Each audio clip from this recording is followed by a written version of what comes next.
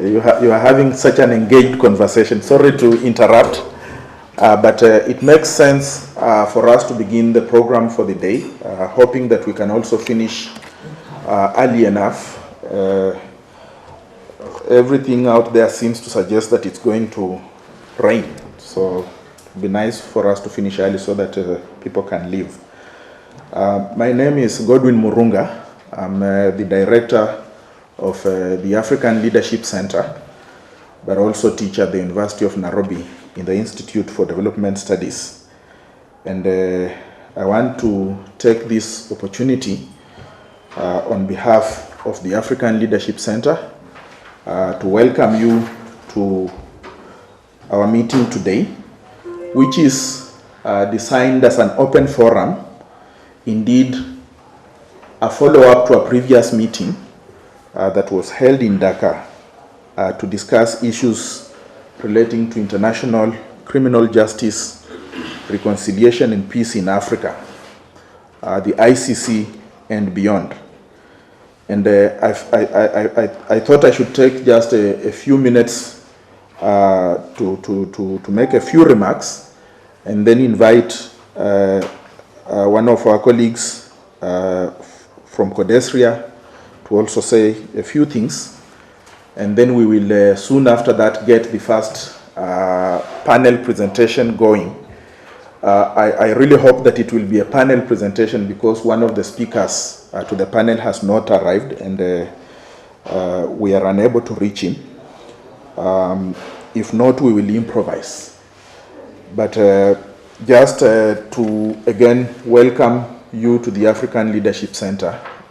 Some of you have been here before, others it's your first time, and we are happy to have you here and to host you for this meeting.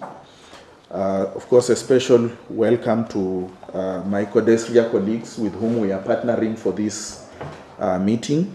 On the one hand, Professor Simala Inyani, who is a member of the CODESRIA Executive Committee, and Ato Kwamena Onoma, who is a program officer in the research department at CODESRIA. And I think it makes sense for Kwame to just stand up so that our colleagues know you. Yeah, he's hiding there. A few of us would know you, including Firoz, but I think most would not. Kwame is, I call him Kwame because we went to school together. So there is the official name Ato Kwamena, and then Kwame is how we used to encourage each other to finish our work in graduate school. Kwame is the one who is doing this on behalf of CODESRIA. And as I said, he's in the research department, the program officer in the research department. And he will come in later on to give us some ideas about way forward as we go along. But so really on behalf of the African Leadership Center, again, I'm very grateful for your time here. I want to take a quick opportunity also to introduce Mudhoni Wanyeki in her capacity as a board member of the African Leadership Center. Later on, I'll introduce her in her capacity as a speaker to this one-day open forum. And also to introduce Shuvai Nyoni in her capacity also as a board member of the African Leadership Center, but also the chair of the alumni network of the center. Again, I'll introduce Shuvai later on in her capacity as a speaker in the panel. Without saying more, I think I would like to welcome Professor Simala Inyani to come and just give a quick word of welcome. Professor Simala is not only a member of the CODESRIA Executive Committee, but he also teaches at Masinde Muliro University. So welcome. Thanks very much, Dr. Murunga. Good morning, colleagues. My name is Simala, a member of the CODESRIA Executive Committee, and on behalf of the Executive Committee, I wish to take this opportunity to welcome you to this open forum. Thank you very much for getting time to join in this very important function. Like Dr. Murunga said, this is a follow-up to a meeting that was held up in Dhaka last year in June. And therefore, as the CODESRIA, we take pride in the fact that there is need for us to follow up on what was started. I believe that there is a lot that will emerge from this meeting that will benefit CODESRIA. I just want to thank the African Leadership Center for finding it necessary to partner with the CODESRIA in its work. CODESRIA deals with a lot of issues, social sciences in Africa, and governance, justice, human rights, and development are some of the key issues. And therefore, this forum's theme is very, very crucial, and I have no doubt that products of this forum will help CODESRIA to shape some of its activities in terms of research, publication, and other issues. Again, once again, on behalf of the Executive Committee, I wish to thank you very much for coming and look forward to partnering with you on other issues of benefit to the African continent. Thank you very much and enjoy your work.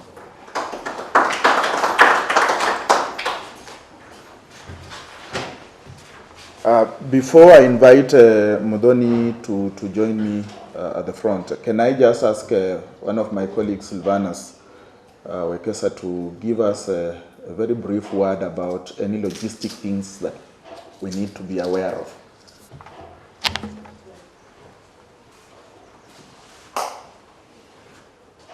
Good morning, everyone. Welcome to African Leadership Center. My name is Silvanus Wekesa. I was one responsible with sending you so many emails and asking for your confirmation. So basically, my work is just to tell you where the washrooms are. That's, I think, part of logistics. So we have the washrooms are within the building. So the ladies, it's upstairs. You take the stairs, then you turn on your right. The gents, you also take the stairs, but you keep left. There's also one here. It's for the gents too. In the event the participants increase, we have other facilities behind, just after the tent. Then for the break, for the tea, we've organized outside here. But in the event, in the unlikely event that it rains, we will bring it inside. But it will happen outside. Thank you. Thank you very much, Silvanus. Modoni, can I invite you to the front?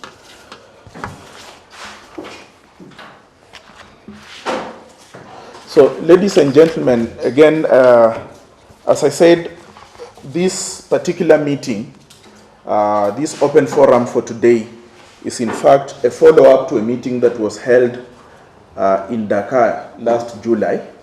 The broad context of the meeting that was held last July in Dakar was the International Criminal Justice, Reconciliation and Peace in Africa, the ICC and Beyond. And the meeting that was held in Dakar was actually a very huge meeting, bringing scholars from across the continent and beyond. And in that particular meeting,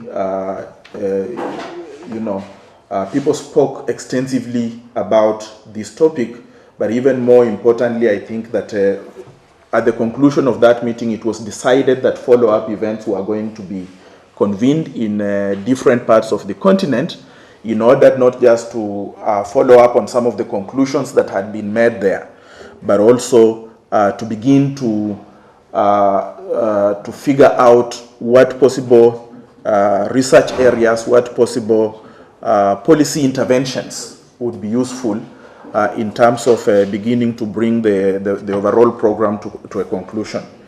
And when CODESRIA approached the African Leadership Center to co-host this meeting, we were very excited about it because it gave us an opportunity, first of all, to continue the discussion that had been started in Dakar, but even for me, more importantly, to begin to bring the discussion in those specific regions of the continent where the issue of international criminal justice has been a major issue of public debate.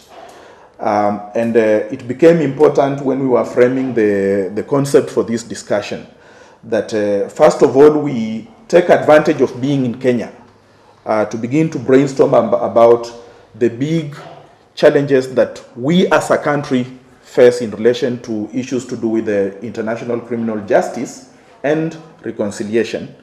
But I think even more importantly, to begin to read into the Kenyan situation and invite comparative analysis from other places on the continent. So indeed, it's our hope that this meeting will not only help us think about local challenges, but it can also begin to help us begin to think about the dimensions of those local challenges that speak to other realities, both in the region but also in the continent. So when we agreed that we were all going to focus on victims, part of the reason why that was important is that if you examine the Kenyan debate and around the ICC, for instance, and you begin to examine related debates around the continent, the one thing that easily strikes you is how easy it is to forget, to push to the back door issues that have to do with the victims at the center of the criminal justice systems in our own countries. And I think that the fact that we want to dedicate most of our discussion today to victims at the center should not just be in order to begin to conclude a discussion that began in Dakar, but actually to begin to open up new avenues not just of writing, of activism and thinking about victims, but also new ways of beginning to engage the powers that be, so that it does not become the norm that each time victims are at issue, we begin to politicize that discussion. And we all do acknowledge that the idea of who a victim is has been the subject of extended debate on the continent. Of course, the victims of injustice do not come in one shed. They come in a whole variety of sheds. The most visible signs of them, of course, would be those ones who are living in IDP camps, for instance. Those ones who have been forced out of places and nobody really pays attention to them. When the government is doing compensation for some of these, they don't really feature at the center of things. And we think that if we have to do justice to the topic that we have invited ourselves to discuss today, that the best way to begin to do this is to begin to understand the nuances in the definition of who victims are, but also to begin to trace them in the different places where they hide, where they sit, where they quietly go through their very tense and difficult life, partly because they are not necessarily visible to us. I think that part of what we want to do today is to invite ourselves to think more broadly about victims. Of course, one of the more troubling dimensions of the idea of victims of international or of violence generally has been that we tend to approach this from one discipline, from one perspective and something like that. And part of what we are also hoping that this event today is going to help us is to retrace our steps into different ways in which the question of victimhood or the question of international crime has been articulated as people protested and all that. And as you can see at the front, we invited one of our well-known artists to come and display some of his work. And when you read through many of the posters that are at the front, you begin to have a sense of how complex this issue that we are talking about really is. And it, of course, led us into thinking about, questions of how do you measure, the scale of atrocities, and therefore how do you determine which ones go to what level of the justice system, for instance. It forced us to also begin to think about the very ironical situations. At least we have found ourselves in Kenya dealing with this very ironical situation where those who get accused actually assume a victim identity. So they have been accused for crimes against humanity, but they have actually also, in fighting back, assuming a victim identity, and perhaps position themselves in a way that they want to be the equivalent of the victims I spoke about earlier, who are visible in the IDP camps and things like that. We have also seen situations where those who are victims, kept in IDP camps, protest on behalf of those ones who have been accused for committing the crime. This is not peculiar to Kenya. I think it's something that is reproduced in a whole number of countries across the region and perhaps even on the continent. And it raises the question, how do you measure, the nature of the atrocities? Where do you take which justice system do you take some of these cases to? And so we have had to deal, at least in Kenya, but in many other places, with the artificially created forms of nationalism that become a way of speaking back to the court, to the justice system, and to begin to fight back. And it raises questions about standards, for instance. When you are thinking about the scale of a particular crime against humanity and which kind of justice system you want to subject it to, it becomes a totally complicated question to deal with. And I think that the forum today can help us begin to brainstorm a little bit more carefully about that. And of course, one of the issues that came up in the Dakar conference, which was explored quite a bit, and reading the report, which, by the way, is included in the CODESRIA bulletin that is available for any one of you who wants to pick up, leading part of that discussion was Professor Makao Mutua, who is the chair of the Kenya Human Rights Commission, and who actually chaired the committee that drafted the report for the Kenyan TJRC system. And the question was, is it an issue about peace and justice, or is it a question of peace versus justice? And I guess in public discourse, the question around justice tends to be framed as if it's competing with peace, so that you either have peace or you have justice. And I am not too sure that as academics and as members of civil society, we have been adequately prepared to begin really to carefully isolate and discuss some of these things. And it seems to me that it's one of those issues that is making its presence felt each time you want to think about victims. And it feels to me that it's going to be important for us to also begin to think carefully about the competition between peace versus justice, or peace and justice. And more often than not, it becomes complicated to think about that tension when at issue in the criminal justice system or in the justice system, you are dealing with actors who have such a control over power that they can control the public discourse, by dominating the media, by dominating who defines the terms of the debate and things like that. But it's not always the case that the people who commit atrocities against humanity are always people in power. And I think just taking a quick deflection away from people in power and beginning to think about numerous other sources of injustice would be a useful way of beginning to nuance the debate that I feel we ought to be interested in. And perhaps lastly, also to begin to think about the reality of peace building and the reality of the justice system as political realities, as realities that are subject to politicization, but also as realities that are themselves political in nature. And I think more and more, when you try to turn the justice question into a technical question, it becomes very difficult to deal with it. Politicians are very good at taking what would otherwise be a legal question and turning it into a political question. And to be saying this in Kenya, I don't think that anybody needs to spend too much time elaborating on it, because we live the reality of that on a day-to-day basis.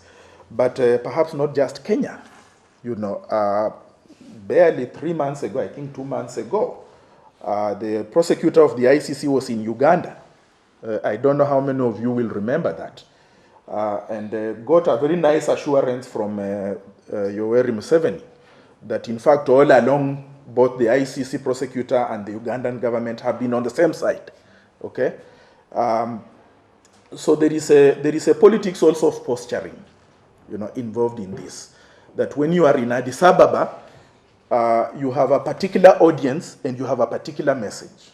And when you are in the privacy of the State House, you have a totally different message and a totally different audience that you are addressing. And so as civil society, as academics, how do we begin to reconcile ourselves to some of these processes? What would be the contribution of academic institutions, for instance, in this whole process? And I think that a collaboration between CODESRIA and the ALC is perhaps an invitation that some of this discussion ought to begin to take serious presence within our institutions of research and our institutions of learning. CODESRIA, perhaps one of the oldest existing premier social science organization on the continent, is rightly positioned to lead some of these debates and to allow us to begin to explore the many-sidedness of the question of international criminal justice, reconciliation, and peace. And perhaps it would be important, and I was hoping that I say so much that Mbugua would be here, because one of the things that we also want to draw your consciousness to is that many of the international criminal justice questions that we are dealing with now did not begin yesterday, did not begin with the indictment, say, of the president of Sudan. That there are historical dimensions to this. And when we extended an invitation to Muthoni, we had not really focused on the fact that she was the head of the Kenya Human Rights Commission, for instance, when the issue of the compensation for Mau Mau victims was being initiated. And we are hoping then that this would be a good event also to begin to historicize some of the issues that we are dealing with. So I feel that I have exhausted anything of use that I can say to you, and I would need to shut up in a minute, and just to extend my invitation to Muthoni Wanyeki to come and perhaps make a presentation. I don't think time is going to be our major challenge today, which is a rare thing to say in a meeting like this one. So Muthoni will set us rolling on this issue, and then if Mbugua will be in, we will invite him to make his presentation. But if not, I'm going to facilitate a Q&A so that we can have an extended discussion up to the time we go for tea break. And most of you, of course, would know that Muthoni is the regional director for East Africa of Amnesty International.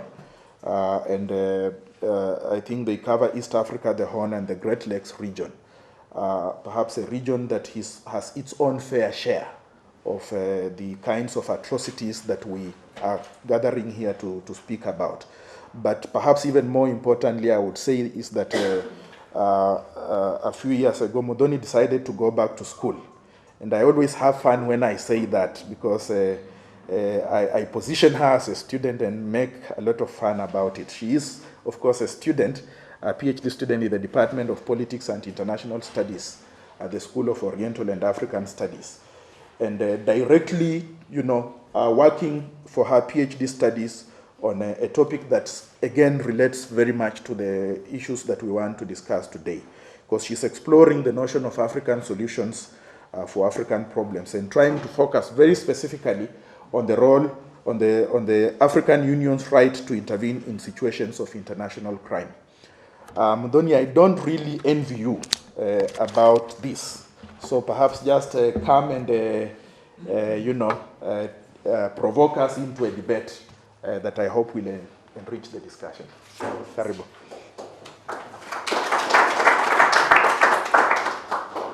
Hi. Yes, it's true. He teases me all the time. I think his word for me is executive student. And of course, in academia, he's very far ahead of me. So I was asked to speak about victim-sensitive approaches to redressing gross and systemic human rights abuses and now international crimes.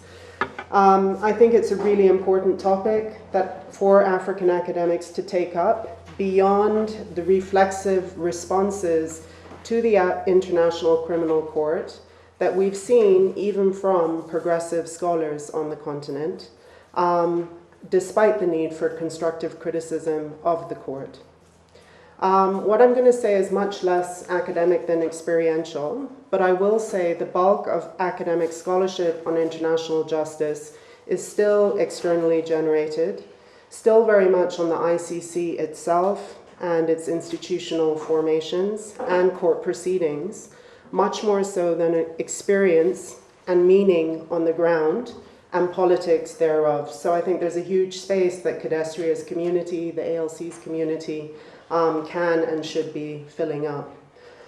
What I'm going to say is partly based on my work with the Kenya Human Rights Commission before, and from there with the coalition Kenyans for Peace with Truth and Justice that has worked since 2008 on questions of justice for the victims of the post-election violence.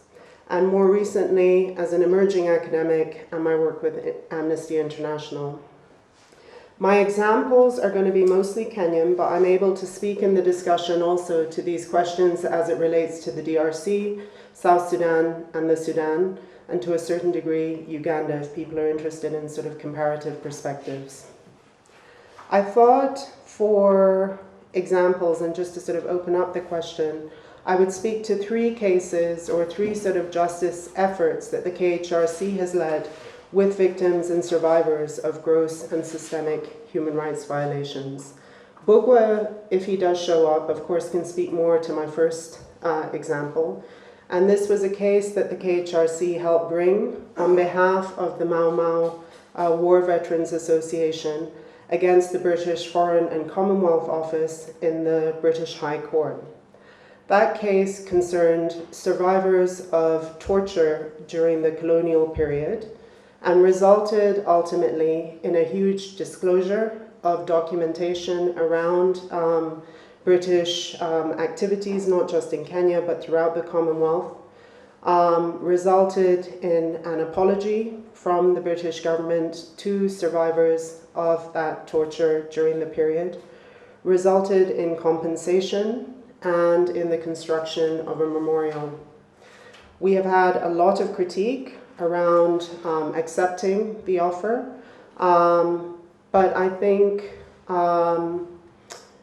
that offer was accepted in full consultation with all of the victims who had been involved in that. Just to sort of tell you how the case came about, many sort of different strands came together. Of course, you know, the Mau Mau was banned until the NARC government came to power in 2002. But its members were still around. We had an ex-colonial officer, a very moral and principled man, John Nottingham, I think, who for years had wanted to do something around what he saw as violations committed under his watch and under his government's watch at the time. And with the unbanning, people came together. The Mau Mau was able to sort of begin to organize themselves in different organizations. John then approached the KHRC to see what could they do to get public recognition and acknowledgement from our own state, but also public recognition from the British state. Many people were involved in this effort. It involved local lawyers like Bogwa, who began the process of sort of, with the KHRC began the process of sort of identifying groups, survivors, and so on. Bogwa began the process of, with another advocate, documenting and sort of taking initial statements. The British law firm that we use, Lee Day, began the process of thinking how to frame the case. People like Zarina and Zaid helped in the organization of Kenyans in the diaspora or just interested Kenyans who wanted this case to go forward. There was really a lot of discussion around what we could possibly do. In the end, on the advice of the lawyers and sort of looking at options available, we decided to settle for torture. So contrary to still, I guess, public perceptions around this case, this is a case about survivors of torture. It is not a case, it was never a case, although it was intended to open up space for survivors of freedom fighters or freedom fighters of the period. It is about those who experienced torture as a result of their involvement in the freedom struggle or the belief that they had been involved in it. It took many efforts, like I said, to bring this together. SOAS, the school that I'm now associated with, convened a legal kind of experts conference to look at how to get around the legal barriers to the case. There were two huge ones that we didn't think we would win. First, related to the law of state succession. The British were arguing that on independence, obligation to deal with any sort of crimes committed or any sort of pending issues had passed from them to the newly independent state. Of course, the government of Kenya was like, that's ridiculous. So were we. And managed to sort of eventually make that case in one of the hearings, and the judge accepted it.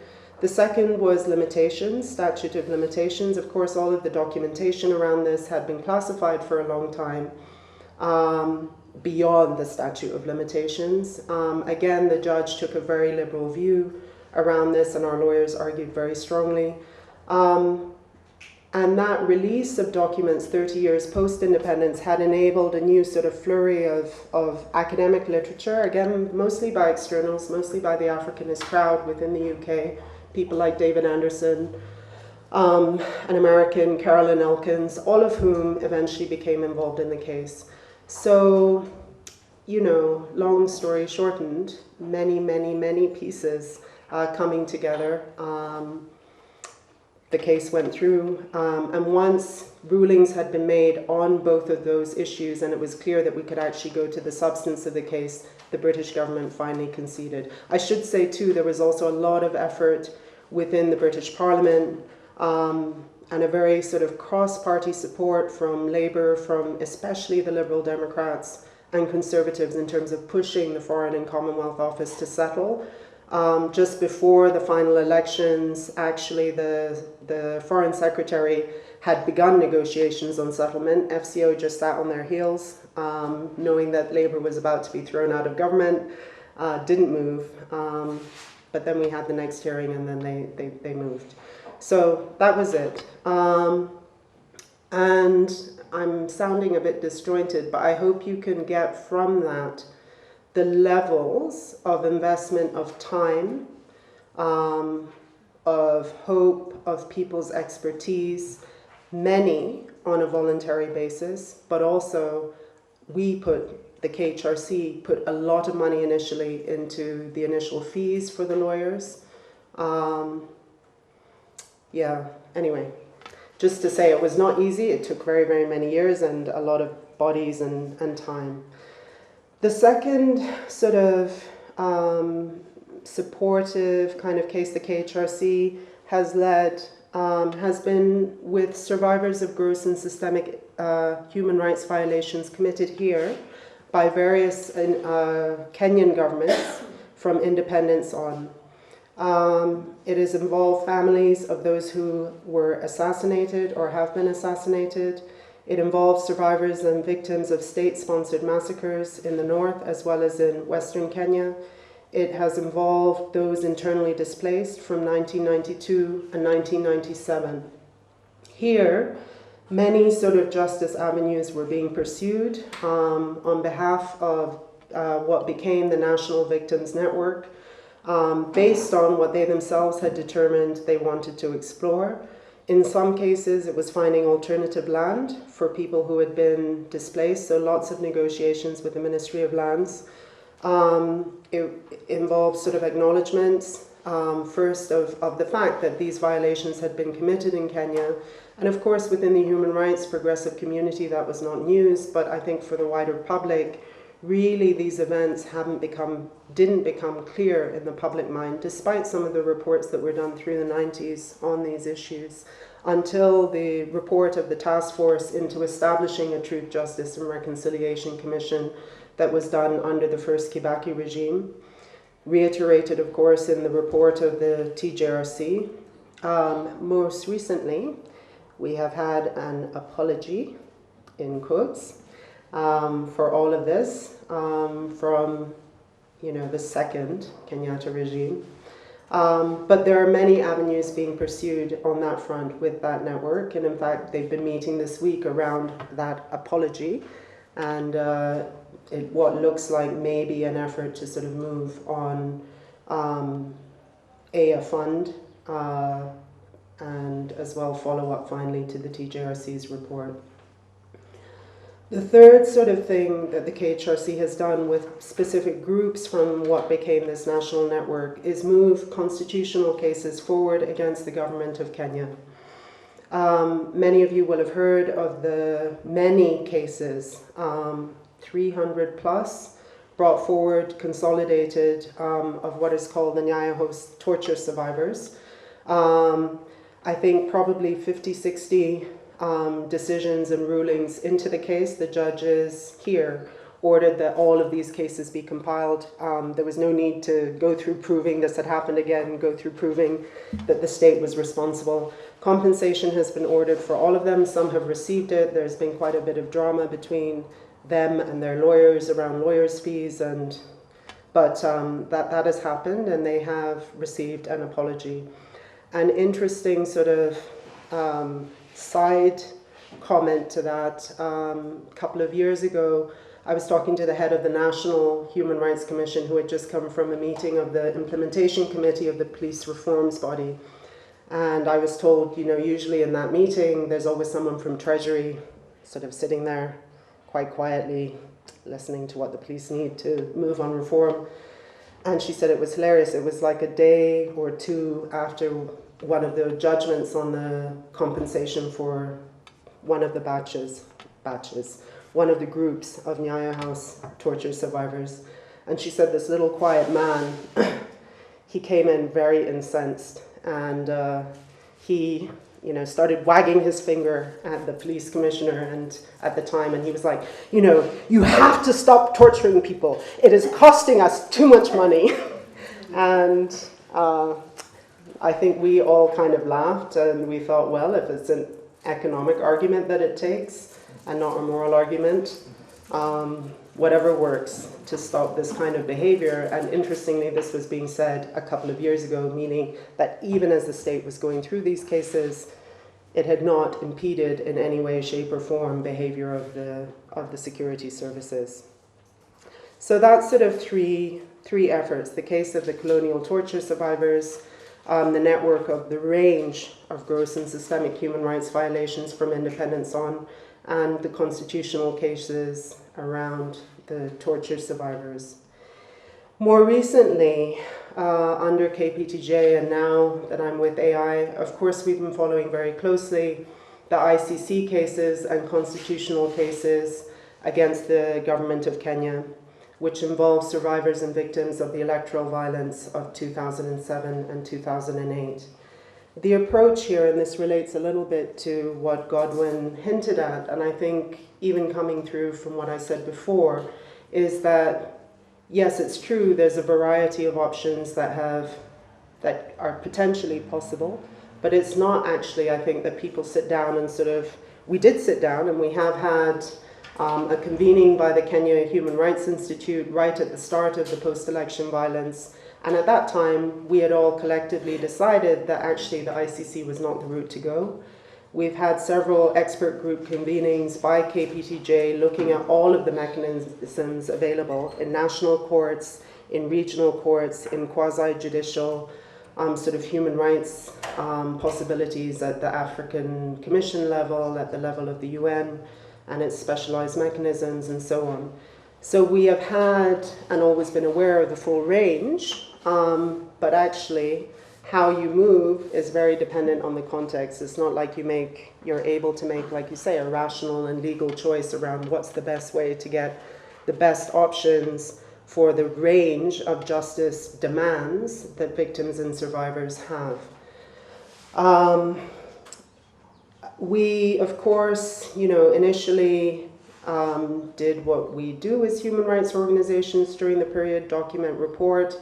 There were many human rights reports on the post-election violence. The main one, of course, being the one from the public national body, the Kenya National Commission on Human Rights, which led us through the long story into the Commission of Inquiry on the post-election violence that resulted from the AU-mandated Kenya National Dialogue and Reconciliation. It had recommended a special tribunal. Everyone put effort into the special tribunal, into design of it, way. They ultimately framed it as a neat kind of, here's one side, here's the other side. We really had initially wanted it framed to deal with each of the patterns that we had seen. So organized violence in the North Rift, the so-called counterattacks coming out from Nairobi into the South Rift, the extreme police violence on touch with the victim communities. They are more than willing to come and make fresh complaints. Many of them still sort of feel they're able to move forward. That's not been taken up. And of course, you saw the latest report of the DPP, on which the person in the presidency relied in the State of the Nation address to basically say, well, the DPP has just recommended it's impossible to prosecute, so we're just going to have restorative justice, which anyway is more African than anything else. And frankly, the victims that we deal with are as African as anyone else. I think they know what they want. So there's quite a strong response in the making right now on this, unilateral decision of the DPP and picked up by the person in the presidency. To summarize, I think what's moving forward is what's left of the ICC cases, which are obviously based on the notion of individual criminal responsibility, that had to do with survivors and victims of the organized violence in the North Rift. That's the one that survives, or that's still going on. Survivors and victims of the counter/revenge/supposedly self-defense attacks, that's dropped. Survivors and victims of state security violence that was wrapped up into that, that's been dropped. But members of KPTJ have also moved forward on those issues, constitutional cases. There are 3 currently underway. Constitutional cases, of course, have to do with state responsibility. So there's a case on survivors and victims of violence against women during the period, being brought primarily by COVOD, but with support of other people. There's a constitutional case on those internally displaced during the period, primarily being brought by the KHRC. And there's a case on extrajudicial executions and state violence, primarily being brought by IMLU, I believe. So there are efforts, but certainly it doesn't cover the huge range of things. To extrapolate from those examples, I think it's useful to kind of look at the approach that's been taken and the difficulties therein. I think one strategy has always been documenting and reporting on mass crimes, on gross and systemic human rights violations, simply for the value of public acknowledgement and recognition. And I remember one of the women who was a member of the Mau Mau sort of crying, and I think it's captured on one of the documentaries that was made on the issue, and she was just saying, her children, who of course are now older than myself, never understood her poverty, why they lived the way they did, why her mother had subjected them all to this kind of situation by being involved in the freedom movement. And she was just crying and crying, and she's like, thank you so much, this case has meant my family finally understands. So the issue of public acknowledgement and recognition is actually extremely meaningful. I think the second approach that the KHRC certainly took, and that the whole human rights community has taken, has been that of trying to enable victims and survivors to represent themselves and to self-organize. So, with the colonial tortures case, you had the Mau Mau War Veterans Association. It's not like there weren't other Mau Mau groups, there are. We did go through them as well to reach people who were survivors of torture for inclusion in the final database of people who were eligible for that particular case. But self-representation is important, and I think the role of the human rights community has very much been give them what they need to organize, whether it's meeting space, whether it's legal advice, whether it's whatever, to enable them to determine themselves what avenues for justice they want to pursue. And the role has been to accompany and support, including financially, which sometimes is difficult. I remember with the colonial torture case, all of the KHRC's funders were like, why are we focused on the colonial period where there are, contemporary problems? That changed over time, but it was difficult initially to find ways to sort of make the investments that we needed to. Generally, when we say support their own strategy, some of it is criminal. Like I say, I think many have made clear that just ordinary criminal prosecutions for what they've experienced is important. But of course, there's a broader range of reparations that people expect depending on, you know, what they went through or what their families had gone through. Again, I would make the point that when they want to pursue a legal strategy, it's not always that we or our advice or their wish can be pursued. I think you can hear we argued on the framing of the ICC cases. We got some concessions. On the colonial torture case, we really contorted ourselves to find something that we could move forward within the British courts, but we did. And the purpose of legal avenues, again, has been for acknowledgement and public recognition. I think initially, when we were moving the case forward, even some of the academics, David Anderson, they're like, why are you doing this? You know, it's better to have a policy discussion. But our experience was the legal opened up the possibility of a policy discussion, not the other way around. They wouldn't have taken it seriously if they didn't think we could make the case. So the legal can sometimes leverage broader demands, the issues of apology, issues of compensation. And from some of the other things that we've done, the much more long-term is on public memory. So some of the national victims networks here work with museums. You know, we have people, Zarina Zaid, who can talk about, you know, the work that they've done in that regard. But some of the victims are involved in these community museums across the country, just in terms of getting the historical record correct. And I think those of us who are sort of my age, grew up here, you know what going into a museum was like. It was like, we were discovered by Stanley. Then we had, or whoever those people were. I mean, there's, you know, just huge gaps in the museums around what actually we went through during the colonial period and how we got out of it. Land, like I say, for some of the IDPs from 92, 97, we have gotten settlements of land. So that's it. So the role, I think, of the human rights community is supporting what people determine they want, and, you know, to the best of their ability, which is true, or not always legal, but legal can help a lot. Resource requirements, I hope what comes through also from the example is that the resource requirements for this kind of work is extremely heavy. The bodies, the volunteers, the expertise, the costs, the legal costs, the costs of even helping people convene, come from across the country, etc. I don't think it can be underestimated. I hope what comes through too is the idea that none of this can really move without collaboration and partnership with a whole range of institutions, people. I mean, at some points in the colonial torture case, of course, the government itself had an interest in representing itself, so chipped in a bit. And you found partnerships that were a bit odd. KQ, when we were looking to help, you know, contribute towards flights of people, turns out the then director remembered that a Mau Mau general had been present in Maasai land when he grew up and was certainly aware of, oh yes, of course there were Maasai and the Mau Mau, and yeah. So collaboration and partnership and reaching into people's own sort of personal history.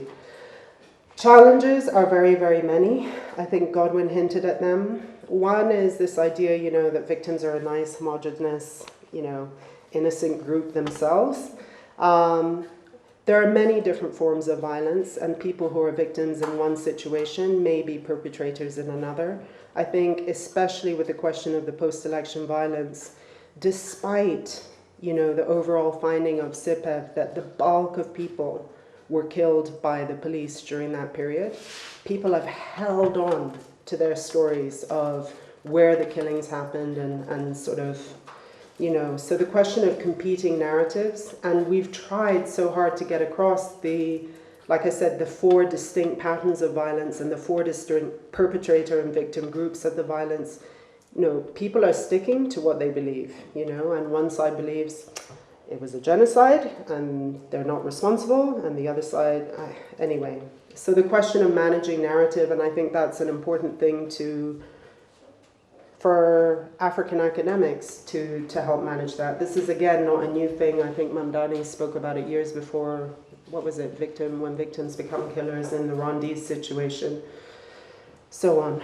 So that's one challenge, especially in terms of managing the politics of this on the ground in the country. The question of making a holistic narrative that it doesn't matter, like nobody deserves to have what happened to them happen, and that people do need to be punished, and people who suffered do need to be compensated. Second challenge, I think at the international level, and I hope you'll note that I neatly tried to stay quite away from the ICC debate, or to broaden it, like you say, to show that there's a trajectory and it's just one more tool in the toolbox. But it's a newer tool and it has many weaknesses. As we've seen from the Kenyan cases, the system for victims' participation, representation, and protection is not good. Neither the VPRS, neither the common legal representatives. We're in a situation now where the CLR, for the case that remains, has basically said he's made a decision. He's not making any more submissions. He's assessed the risk to himself and his victims. He's not doing it, as though he has no obligation to the victims that he represents. And as though if that's the way he feels, he shouldn't just recuse himself. The Witness and Victims Protection Unit, we all know the problems with that. Witnesses have been found left, right, and center. And the idea of protecting victims was very new to them in this Kenyan situation. The Trust Fund for Victims never showed up, never made its representations, never made demands for assets to be found, frozen in good time. Office of the Prosecutor, I talked to Lauda already about our arguments on framing of the case. And, you know, really the design of the ICC system without a legal enforcement body of its own, investigative units on its own, it's dependent on member state cooperation. And I think, again, the Kenyan case, the Sudan case, show really clearly the design of the system just mitigates against this ideal of being able to go for the highest level perpetrator. And there do need to be a lot more discussion on that. Third challenge, I think, is when you look at the situation that most victims and survivors are in, it's a situation of general destitution, which of course means people are very open to being appropriated, compromised, instrumentalized, mushrooming of supposed survivor-victim organizations, the sort of tendency, and which is perfectly understandable, to go for short rather than the long-term wins. You know, I think we saw that with victims sort of around the TJRC here. Many decisions that the human rights organizations supporting the network would have made and did make, the victims groups weren't prepared to, which is fine. They continued and engaged and so on. But again, and you understand it, real need comes before sort of strategic interest, obviously. And then there's a whole question of external academics and sort of the cynicism about and distortions of our own stories. I cannot tell you the body of work that's been produced on the colonial torture case and sort of, were these victims really victims? You know, there were victims in the countries as well. You know, the Mau Mau killed more Kenyans than they did external people. And that's where CODESRIA really should engage a hardcore. It's unbearable, actually, when you see some of the work that's been produced. Finally, I think the biggest challenge is dealing with victims and sort of trying to get them some satisfaction often means the resource and the sort of workload is so heavy that we ignore the question of what were the underlying grievances that spawned this, that continue to sort of ensure that these things happen. So for instance, if you look at IDPs from 92, 97, of course none of them deserved what happened to them, but there is an underlying land grievance in the Rift Valley that has not been picked up till now. And none of us seem very good in any of these situations at sort of doing both, you know, dealing with the fact that people have had things happen to them that shouldn't, and dealing with really what's the cause with equal vigor and energy. Dealing with sort of the original sin, and again, I think that was very much the focus of Mamdani's work on Rwanda. Where did this come from? So you end up with a situation, if you're not dealing with the original grievance, then you're creating on the sort of original sin, you're layering and layering, and ensuring that really you're going to be in a situation of continued instability for a very long time. And certainly the Rift Valley is extremely unstable right now.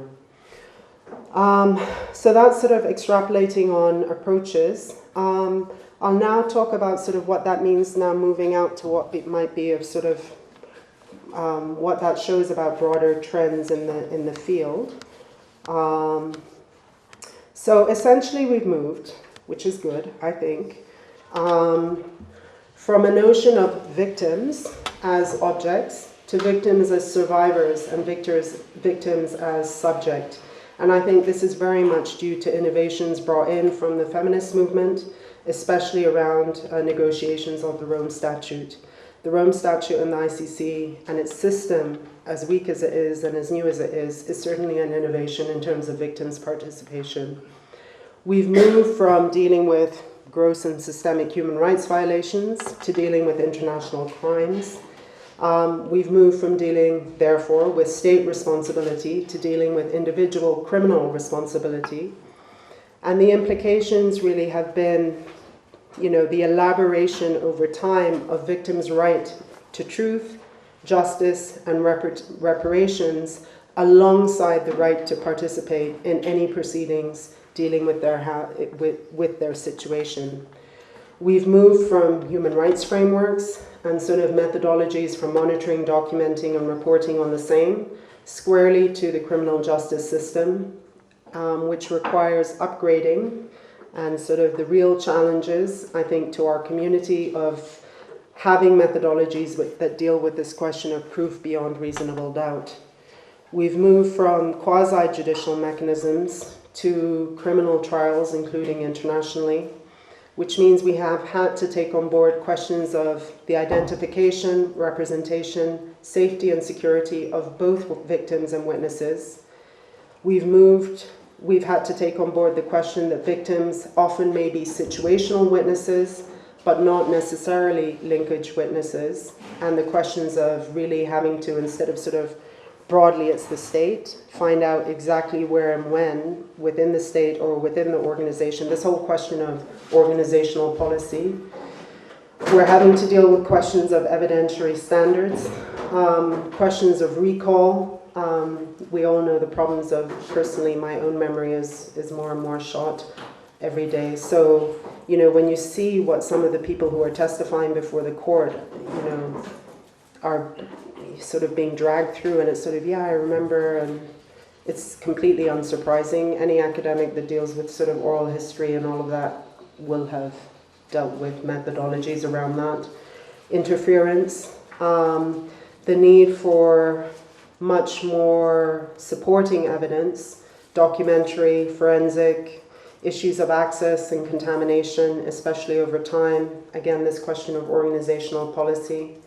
Standards of proof, if you're going for criminal trials, they are beyond reasonable doubt. And if you're going for criminal trials, whether we like it or not, the defense has its own rights.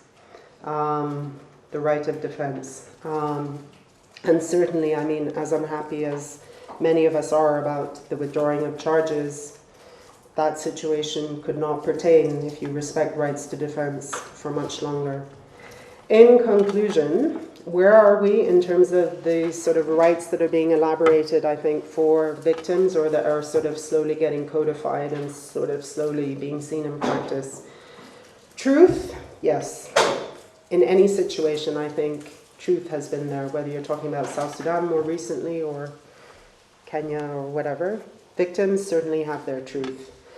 Justice and reparations, barely, hardly, drop in the ocean. Participation is a process in the making, and the cost is extremely heavy. On questions of deterrence and non-repetition, I think it's clear. None of us, not here in Kenya nor elsewhere, are there yet.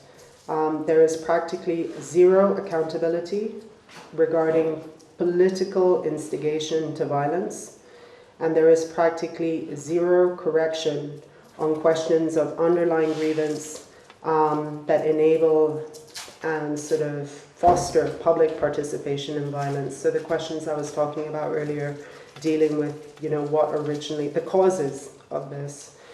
To my mind, the idea of reconciliation in a process, given that that's the situation, is a joke. And the idea that we've achieved or can achieve stability without these things, without all of these things, truth, justice, reparation, participation, deterrence, accountability, the idea that we can be stable in any of our countries is even more of a joke than the idea of reconciliation. And I'm sorry if I sound very bitter, but I feel bitter on behalf of, all the people that we work with.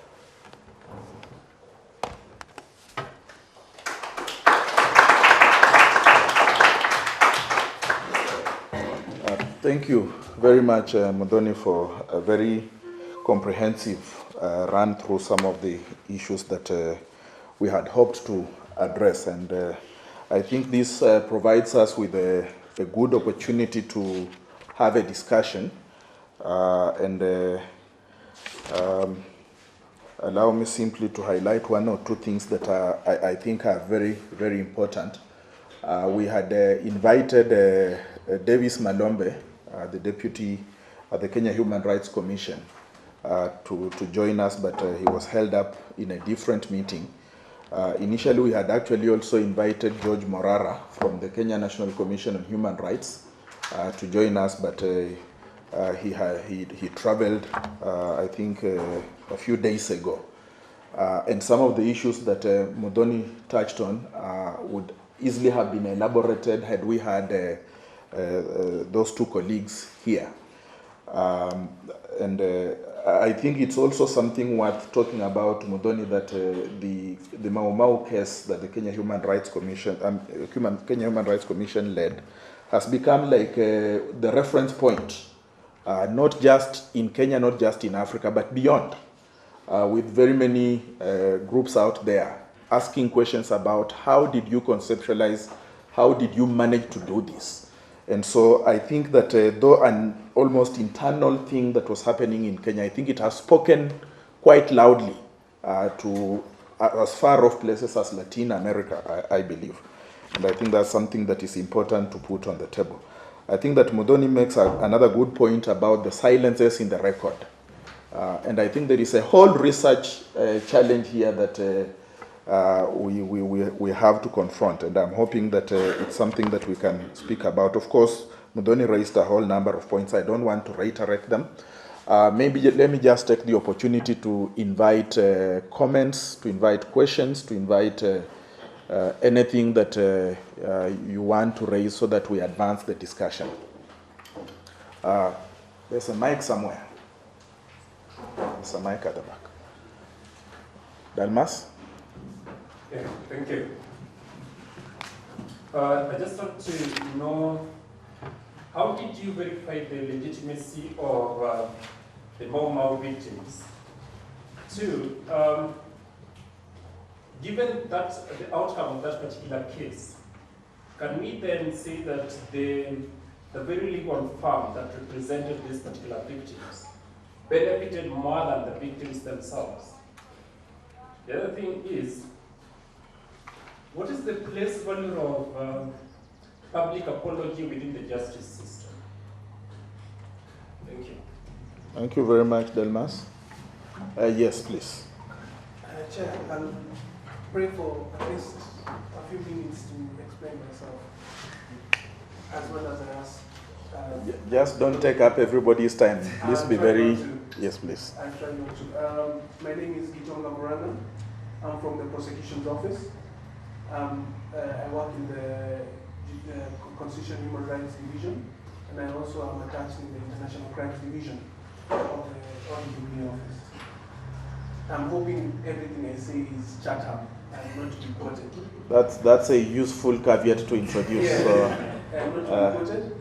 that particular one is observed. Yes, okay, fantastic. But I have certain things to say about what she was saying about issues to do with prosecutions and the criminal justice system. My first point, which I don't want to be lost, is that there is probably over-reliance on the criminal justice system, which has its own rules and its own system of working.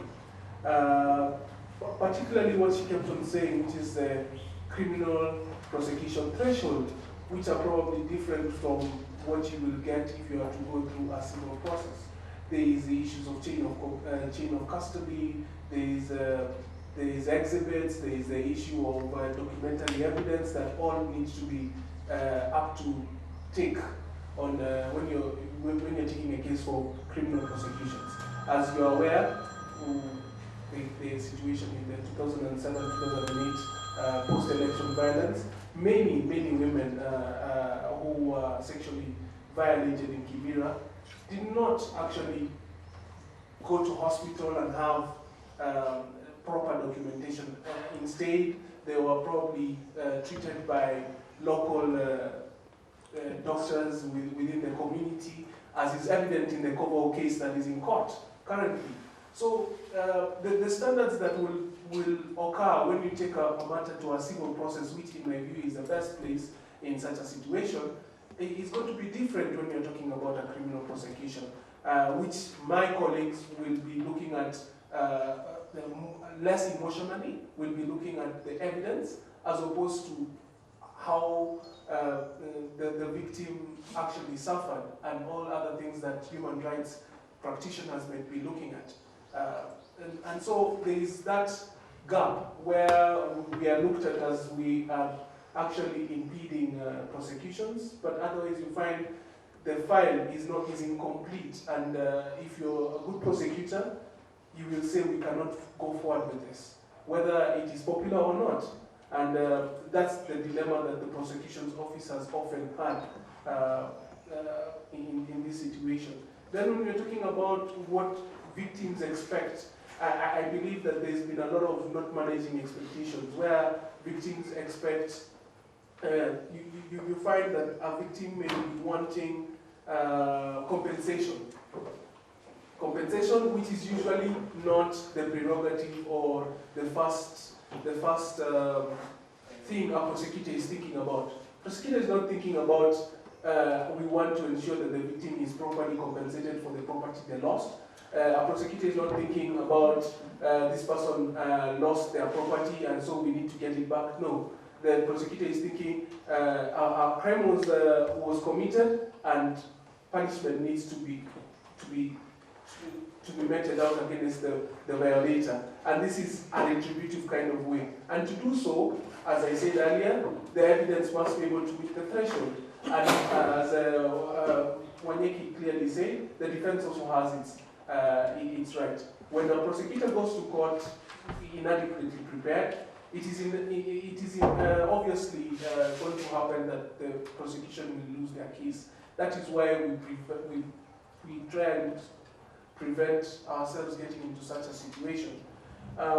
When we talk about what to do when we're dealing with issues to do with victims and prosecutions and whether we should take a retributive kind of approach, we have to look at the legal framework. What legal framework are we using? And is that legal framework adequate? So when we're talking about the 2007-2008, for instance, there was no legal framework for victim participation.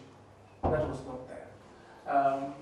And so you find that even any kind of participation that a victim could be able to undertake, they could not have done so in a meaningful manner, evidential burden aside. Then we look at, of course, the TJRC had its own problems, political problems. The DPP's office cannot be involved in what happens within the TJRC process. One of the things that I see was a problem in dealing with the whole PEB issue is that we were all caught off guard. The state should not have been caught off guard, but we were all caught off guard in the sense that the actions that were being taken in dealing with the issue of PV was disjointed. If there was a multi-agency task force put in place very early on the onset, would have probably been able to salvage one or two issues. I am also of the view that the blame is, or the concern is being directed in the wrong side.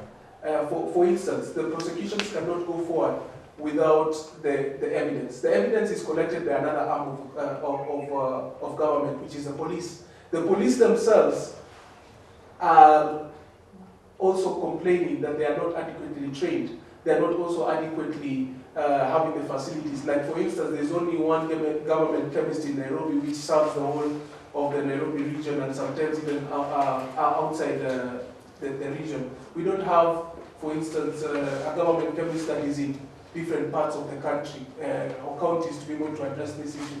That means there's a lot of evidence that wasn't analyzed by the government chemist. That's a big blow. So the issue of trying to, going into issues of increasing forensic labs, government increasing, for instance, students being interested in government analysis work should also be taken as a priority. Because the government chemist is also saying a lot of students or a lot of graduates are not interested in that kind of work. That means they're also understaffed. So there's the issue of the forensics lab, the equipment. There's also the issue of equipping the police and training them. Many of them, yes, go through combat training, but they don't have investigative skills. So there's also a need to focus on that. Because the prosecutions can only deal when the file is complete. But going forward, I must say that there is some effort learning from PEV.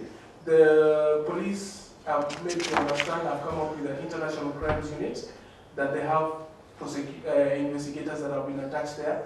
The ODPP itself has come up with the International Crime Division. We continue being trained on issues that we need to have in mind. The DPP has also started the issue of multi-agency kind of led prosecution investigations approach.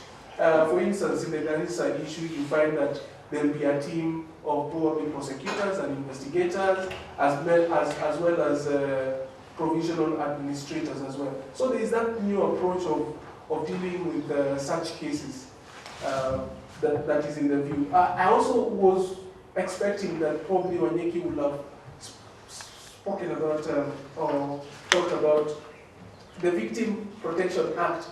How can we be able to use it now that it is in place, that there is actually a legal framework that identifies who a victim is, and you find it also has a board that is multi-agency in nature. The DPP is there, the AG is there, the CI, the police is, National Police Service is there, and other stakeholders are also involved. How can we be able to push this bill to be operational and to use it even to compensate PEV victims?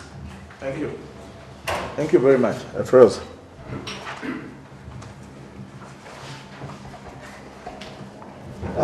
Thanks.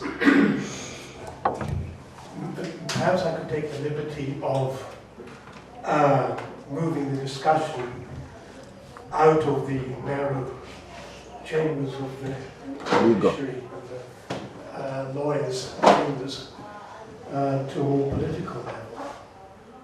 And by political, I mean the politics of emancipation, the struggle for emancipation, not so much the politics of whose turn it is to eat.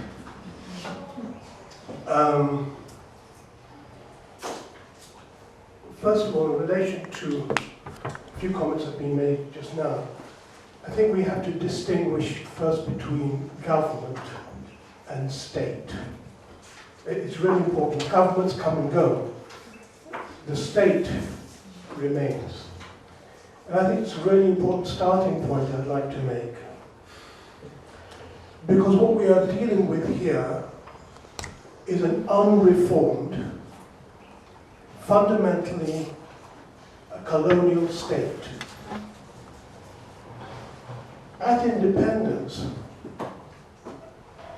which we must remember was achieved over the defeat of the independence movement, the now Freedom Army, the Mau Mau movement. The colonial state was occupied by the nationalists. It was reformed only insofar as there was some level of deracialization. And like everywhere else, our police and army were dressed up in the colors of the flag. But the fundamental purpose of the state, that is to protect the interest of capital, to promote that interest, and to ensure that the natives are kept in their place, was not fundamentally reformed. Now, we argue it has not been reformed since. This raises, I think, a really fundamental problem around the question of justice. And again, justice I would talk about as an emancipatory project, a long-term emancipatory project, not the way in which it's been appropriated by the legal profession as something that is only resolved in the courts. Because the fundamental problem I think we face is that the majority of the violations that are carried out by the state and its organs, the police, the secret police, the torturers, the army, and so on and so forth. And we are expecting another arm of the state, the judiciary, to deliver justice. I mean, there's a fundamental contradiction there in my opinion. So I think we can only understand and deal with this issue of justice if we define that project in a very different way from that which the legal profession seeks to appropriate it. It requires us to make a political analysis of what has happened since independence, how successive governments have carried out policies which have, far from advancing the interest of the mass of the population in terms of its own struggle for emancipation, actually sought to confine it. It has opened the avenues, certainly since the shock doctrine introduced by Moy in the post-coup attempt, where there was mass killings and so on. But in the introduction of the structural adjustment programs, the privatization of all the gains of independence, the opening up of the territory to the multinationals, the complete demise of any serious industrial production in this country, and the condemnation of the economy of this country, essentially to produce for export, not for need. All the attempts to try and deal with those issues have been met with serious violence. My final point is regarding the people referred to as the PEV, the post-election violence. If I recall, what we're dealing with just before that it erupted was a civilian coup which was carried out by one Kibaki. It was in no doubt that that is the correct characterization of that event. It was carried out in private. It was done in a way which prevented us from actually knowing the results of the presidential elections. But certainly roughly the framing of that. That framing was completely overturned subsequently without any debate within the membership of the organizations involved in the coalition. a deal was made for a government of national impunity comprised of the two opposing parties. We all knew that the majority, as you stated, Muthoni, the majority of the violence was carried out by the police, by the state. There's a thing called chain of command. And I have not seen Kibaki being not named as president and chief of staff and the head of state at the time being prosecuted by either any national or international body. And so I think this, just to tie back to my initial point, what we are seeing is in effect the selection of people on political basis, i.e. you're making political decisions as to who is to be prosecuted or charged. The moment you do that, you have politicized the judicial system. It becomes a political matter. So we can't discuss the achievement of justice for the survivors of violations if we don't set it in a political context and an analysis of what has actually happened in this country over the last 50 years. If indeed our colleague talks about our police not being adequately trained, well, shame on you. After 50 years that we still don't have a properly trained police, well, of course we don't, because it's a colonial police. It has always been and remains because it is a colonial state that we're seeking justice for. Thanks. Thank you. Thank you. A final comment, intervention? Okay.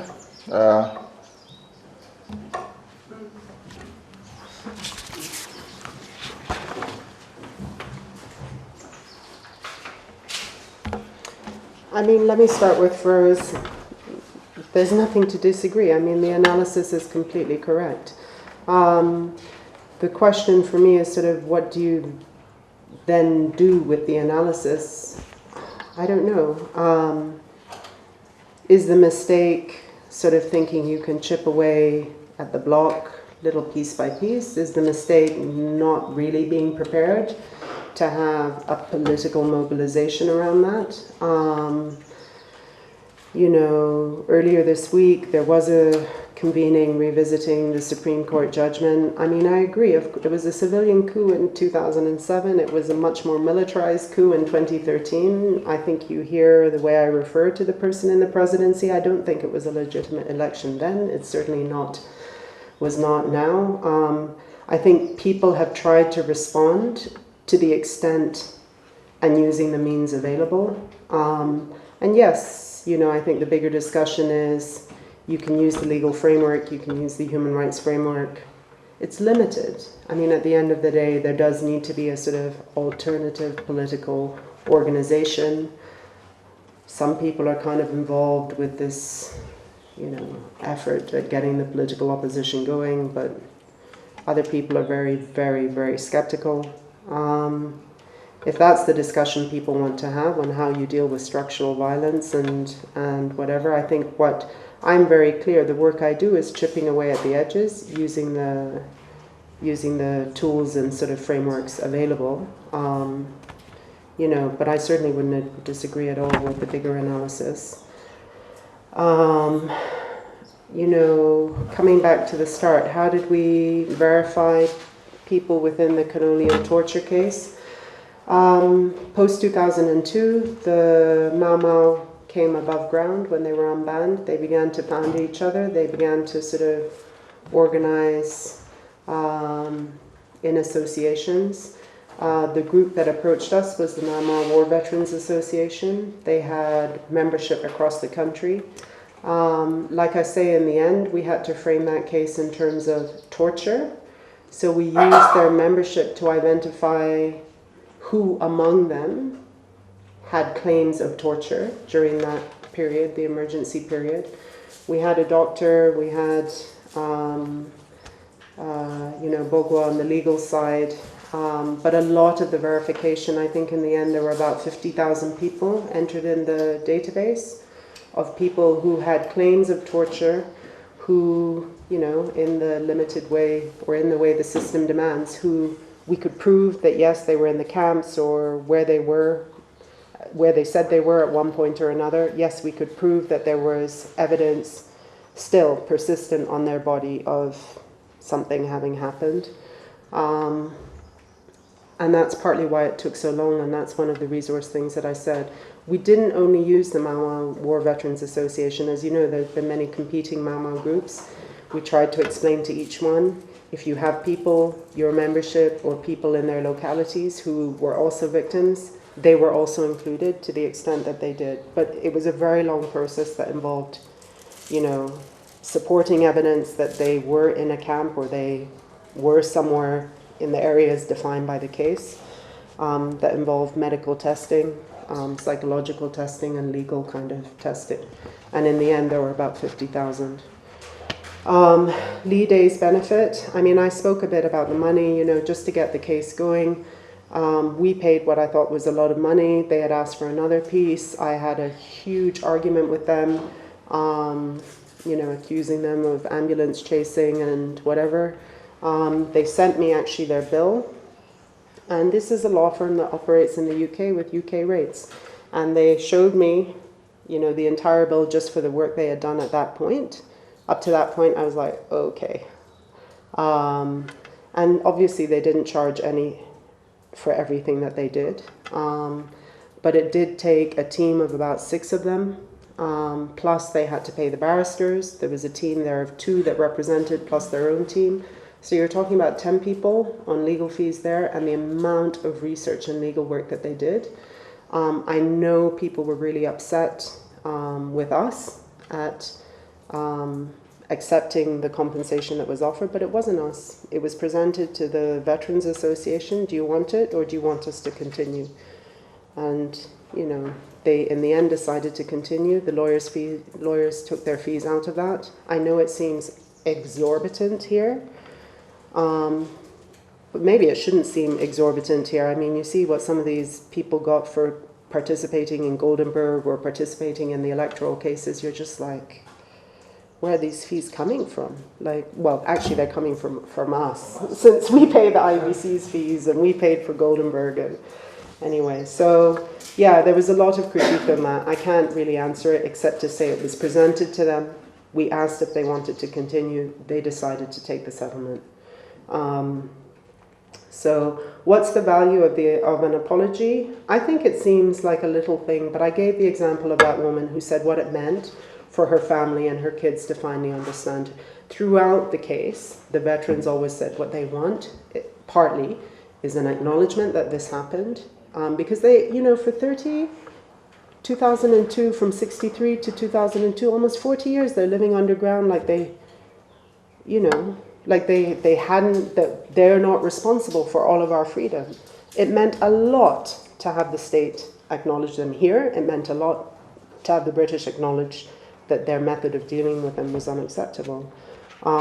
Maybe it seems small to us. I don't know. I mean, I think in our own personal lives, what does an apology mean if someone hurts you? To my mind, it matters, actually. And if I've gone through something like that, I think it would matter somewhat. It wouldn't be the only thing I want, but on the DPP, I mean, you're just explaining essentially what I explained. The choice to move to a criminal process means exactly everything that you described.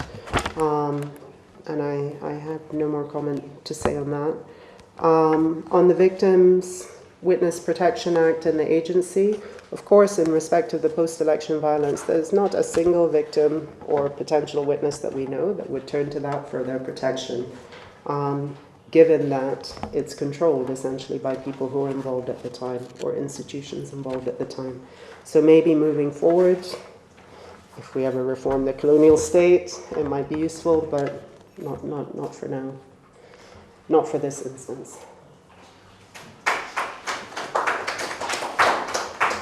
Thank you very much, Mudoni. Thank you very much for the comments from the floor. I think we should shortly take a break, but perhaps to just mention one or two things that I think come out of this this session. I think it's clear now that we have a range of perceptions, a range of understandings of what being a victim is. I think that's really now almost an issue that is settled. It seems also clear that the legal system is not too sure, of how to deal with this. Is the legal system victim sensitive? I guess that's a question that still remains with us. Where is the ball when the legal justice system is looking at how to handle issues of violence, atrocities against people? I think that's something that is still out there. It seemed to me also from the comments around justice as an emancipatory process that Firoz is interested in getting us out of the more legalistic way of looking at this and beginning to think about the social, economic, and political context within which some of these things are being discussed. And I think that it seems to me that the time really has come for civil society, academic institutions, and all that to begin to think about ways of beginning to construct research agendas that begin to deal with this beyond the obvious legalistic ways of understanding things. It used to be the case that that was normal. It's no longer normal anymore to make the point that you are making, Firoz. And I think it's in a sense shameful that the emancipatory nature of the justice question is one of those things that has been lost as we struggle with many of these things. Perhaps everything you said about 2007 post-election violence is of course accurate. But perhaps it seems to me that the export that Kenya sent to Nigeria would be exactly that lesson, because you would see, in my view, a trajectory of how elections and how election processes are managed. More and more African countries are actually becoming extremely sensitive about the tricks that those in power use in order to bias the electoral process. We remember that in Cote d'Ivoire, an attempt was made to do almost the same thing that happened in Kenya in 2007, and it backfired. In Nigeria, I think they had learned most of the lessons around how do you secure the electoral process. It was not a perfect process, but they at least managed to secure the electoral process and to achieve an outcome that perhaps reflects in large measure the choices of citizens. And yet, as we sit here, we are having the same problem in Burundi. Okay? Burundi is actually staring us in the face with the attempt by the current president to stick in. Perhaps what we haven't really noticed is that unlike the Kenyan case, unlike all the other cases, I am aware that the East African community has taken a principled position, about the elections in Burundi, and has made a demand that nothing that deviates from the agreements and the protocols that have been signed at the East African community must remain. And for the first time, the East African community is actually appointing a high-level, election monitoring group to go to Burundi. And I think that Kikwete has been surprisingly was very clear that the East African community does not expect anything else. In other words, when you think about the lessons from the Kenyan experience, I think that we suffered the consequences, but I think more and more people are becoming a lot more careful with the electoral process, so that the promise that choice will be exercised is something that needs to be constantly on the table. Of course, I'm doing that while a little hesitant about Zimbabwe and some of those other countries, but I think that the picture is beginning to shape up. So, in a sense, lessons have been learned. Let me take this opportunity to thank you, Mudhoni, for taking the time to make this presentation. And to thank all of you who made contributions and who have supported. Please let me reiterate that where somebody specifically asks that you do not make an attribution in any public statement. Please keep that, because it's absolutely important that we also protect those ones who want to intervene in a candid and free way. At this point, I think we should take a break. Silvanos, would you lead us?